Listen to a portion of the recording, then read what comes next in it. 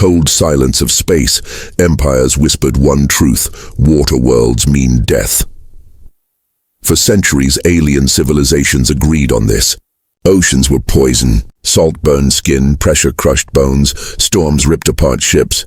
On water planets, machines rusted, armies drowned, and colonies disappeared without trace. No empire dared to settle there. To the galaxy, water worlds were cursed, but then the humans came. From the deck of a long, orbital platform, the Yelthari commander watched the strange new arrivals. His large black eyes blinked as he studied the colony ship that had landed on the ocean world below. The blue planet rolled beneath him, endless waves flashing under a pale sun. The commander hissed to his aides. "They are fools. The ocean will swallow them in days." His aides agreed. Every alien knew it. Even a single drop of liquid water was feared. Entire fleets had been lost when exploring such planets, and now these fragile mammals thought they could build a home there. The Yelthari laughed. It would be a quiet war. The planet itself would kill the humans. No invasion needed. No weapons required.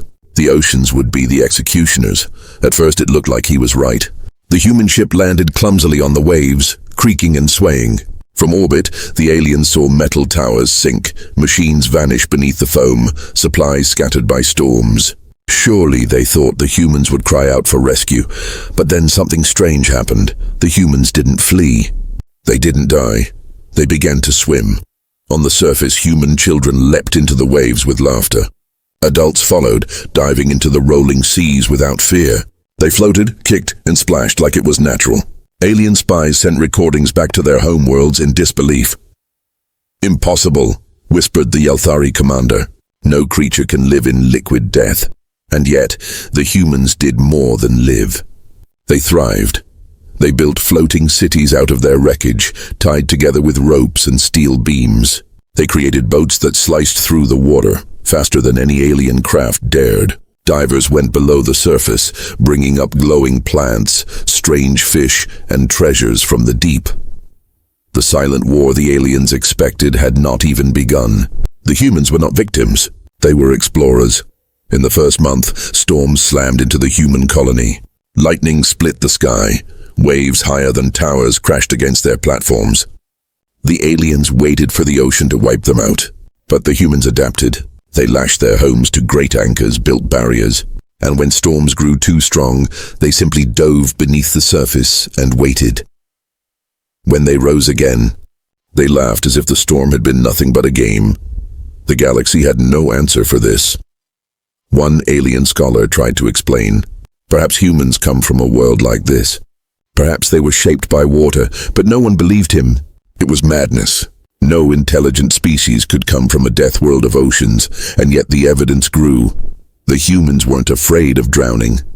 They weren't crushed by the weight of the sea. They moved in water with ease, holding their breath for long minutes, swimming like predators born in the deep. Their technology only made them stronger. Tanks that moved underwater, suits that let them breathe beneath the waves, ships that dived and returned like giant predators. The silent war had changed. It was no longer the ocean against the humans. It was the humans joining the ocean.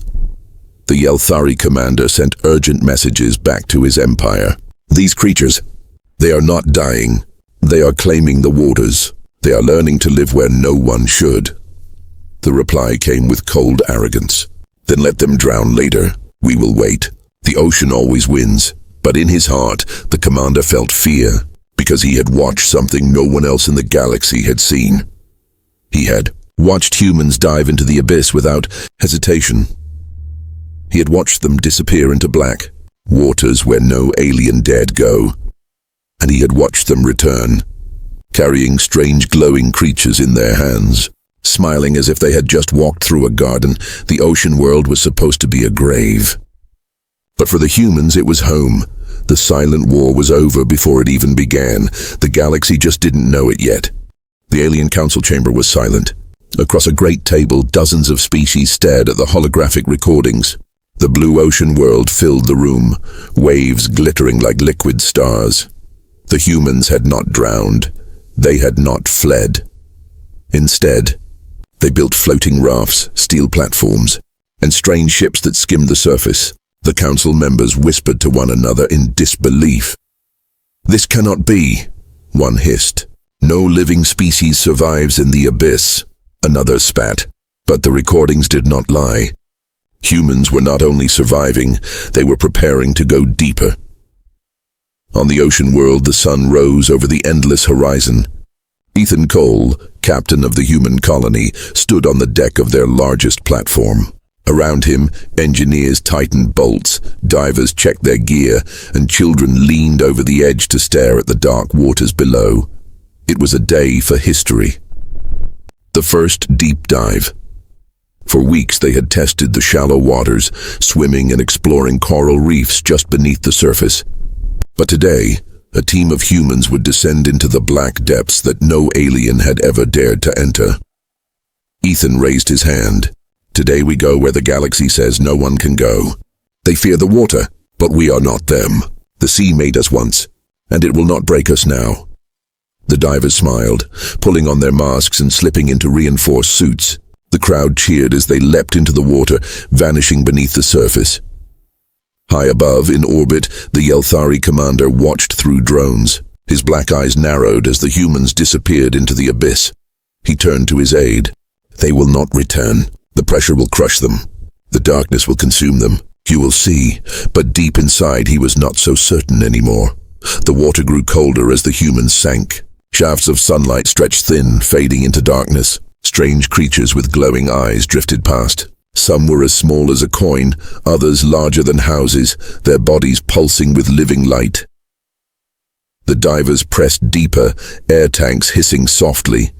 Pressure wrapped around them like a giant hand, but they kept moving, calm and steady. For them, this was not alien, it was familiar.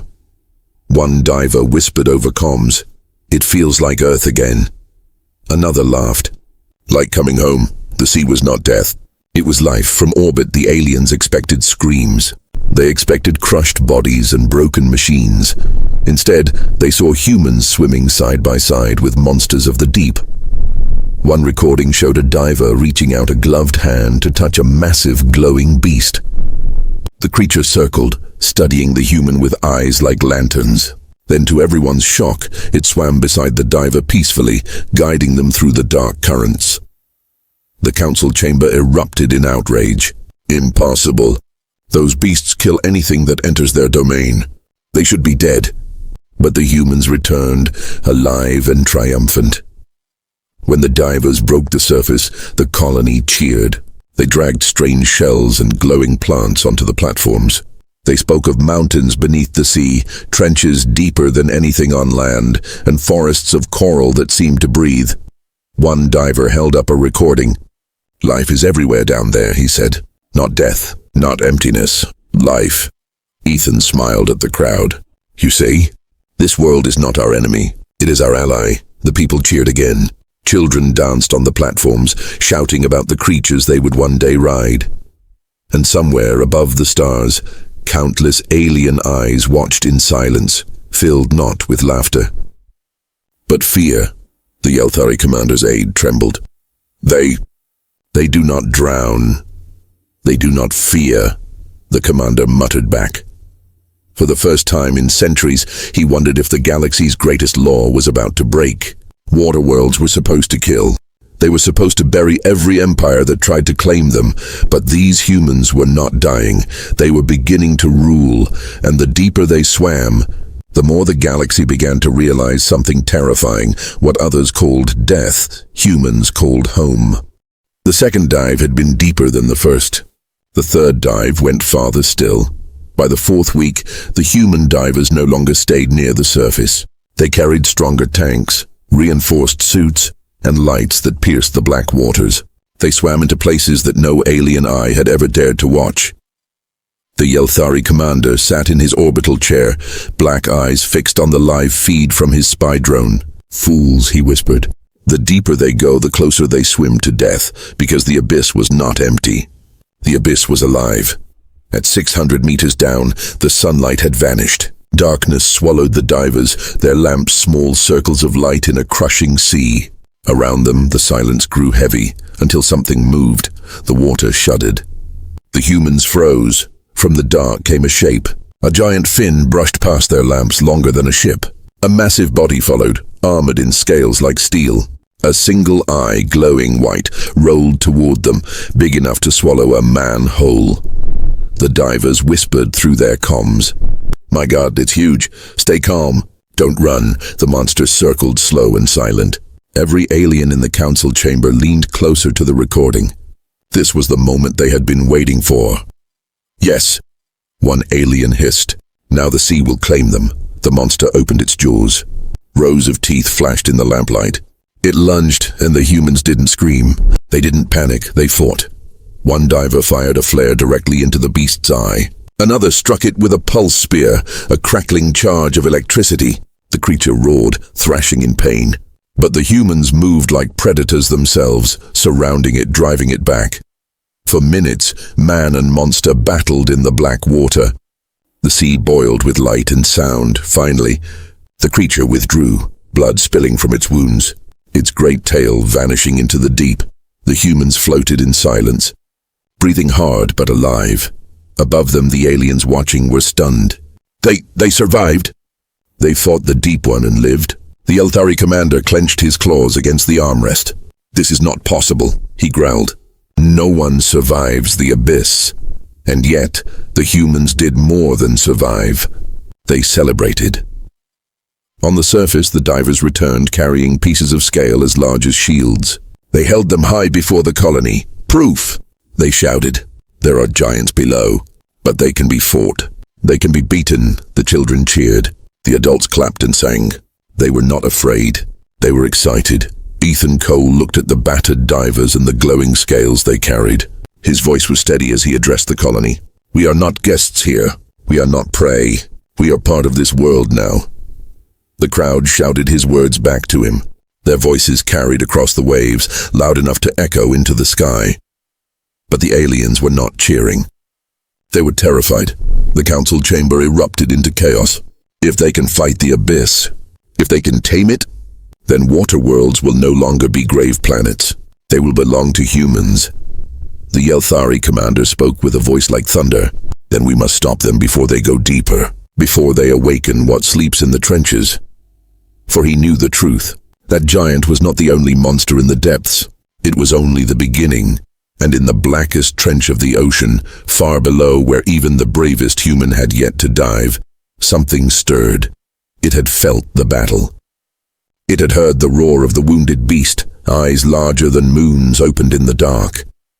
A body the size of a city shifted in the trench. The humans thought they had found monsters, but the monsters were only just waking up. The galaxy had watched long enough. At first, the council thought humans would drown. Then they thought the monsters of the abyss would finish them. But when the humans returned again and again, alive, stronger and unafraid, the fear of the galaxy turned to anger. "They are claiming a death world," one alien leader spat. "If they tame the oceans, what will stop them from spreading to others?" "They must be removed," another growled. And so the decision was made. The invasion began. Ships of 3 different empires dropped out of warp above the blue water planet. The Elthari commander stood on his bridge, his claws tapping against the console. "It ends now," he said. "No more human arrogance. No more swimming in death." His fleet descended, weapons glowing. Below, the human colony spotted the invasion at dawn. Great shadows blotted out the rising sun as alien ships entered the atmosphere. The floating platforms shook with the roar of engines. Children screamed. Adults grabbed rifles. Ethan Cole lifted his radio, his voice calm and sharp. "Everyone to stations. The ocean is our shield. The ocean is our weapon." And with those words, the real war began. Alien soldiers dropped onto the platforms, armored and armed. They fired plasma rounds that burned through steel. Towers crumbled, walkways shattered, flames licked the skies. But when they advanced to finish the humans, the platforms were empty. The aliens blinked. Where are they? Then the water around them erupted. Dozens of humans burst from below the waves, armed with harpoons, rifles sealed in waterproof cases, and shock spears crackling with power. They struck fast, dragging soldiers into the depths where the ocean swallowed them whole. The invaders had come for an easy battle. Instead, they were fighting ghosts in the water. The Yelthari commander snarled as reports filled his ears. "Our troops are vanishing. They strike from below, then disappear. We can't see them." He slammed his claws on the console. "Deploy the machines. Drown their nests." Massive war machines dropped from the ships. Tanks designed for land, walkers with heavy guns. But when they hit the waves, they sank like stones. Salt water corroded their joints, waves overturned them, and pressure crushed their frames. The humans laughed as they swam circles around the wrecks, planting explosives and tearing them apart. The ocean was not an enemy. It was an ally. As the battle raged, the abyss itself joined the war. The same creatures the aliens feared now rose from the depths, drawn by the chaos. Towering fins split the waves. Tentacles thicker than towers coiled around alien dropships, dragging them beneath the water. But to the humans, these monsters were not just threats. They were weapons. Divers guided the beasts with sound signals, leading them straight into alien fleets. Giant leviathans crushed ships, glowing predators scattered soldiers. It was as if the humans commanded the entire ocean. From orbit, alien commanders watched in horror as their mighty fleets were swallowed by waves and shadows. "This is not war," one whispered. "This is slaughter." On the largest floating platform, Ethan Cole stood in his dripping suit, watching the horizon where alien ships burned. His voice crackled over the comms. "They thought the ocean would kill us. They thought we could not fight here. But this is our world now. And in our world, they are the ones who drown." His people cheered across the waves. By nightfall, the invasion was broken. Half the alien fleet was gone. The rest fled into orbit, limping and burning.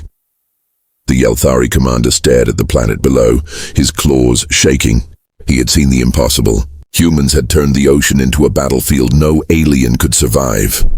"They are not prey," he whispered. "They are predators of the deep." For the first time, the galaxy understood the truth. Water worlds were not grave planets. They were human planets. But far beneath the waves, in the black trenches untouched by light, the true masters of the ocean stirred. The small battles had woken them. Their eyes opened, glowing like suns. The aliens had failed. The humans had won, but the deepest war was still waiting. The war in orbit had ended in fire.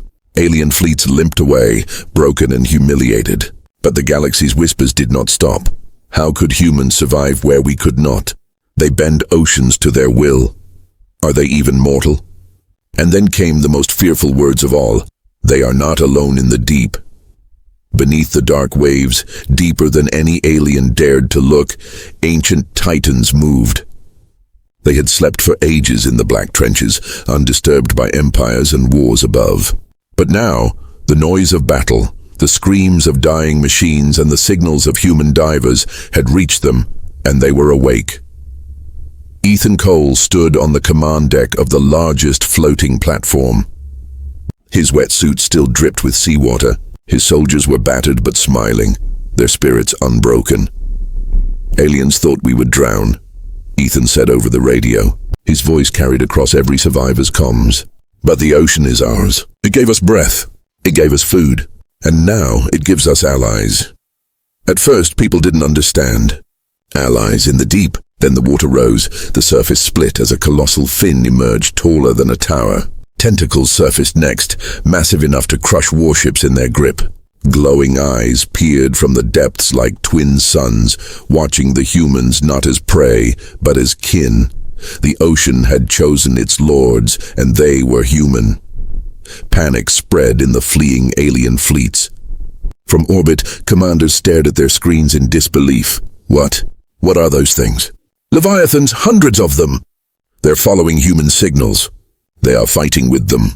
The abyssal creatures surged upward, tearing through the alien remnants. Warships exploded under pressure, their hulls bent like paper. The sea boiled with fury as monsters older than history rose to defend their new partners. To the galaxy, it was impossible. To humans, it was inevitable. Weeks later, the council gathered in fear. Holograms of burning ships and shattered fleets glowed in the chamber. "The humans are no longer settlers," one alien said. "They are warlords of water," another added. No empire can challenge them now. For the first time in galactic history, silence filled the chamber. Not because no one had words, but because everyone had the same thought. Humans were no longer just a species. They were a force of nature. On the ocean planet, life had returned to a fragile peace. Floating cities rose stronger than before, built with steel, coral, and living walls. Human children swam freely with creatures aliens once called nightmares. Divers trained side by side with leviathans, guiding them with sound, light, and trust. Ethan Cole watched from a platform's edge, staring at the horizon.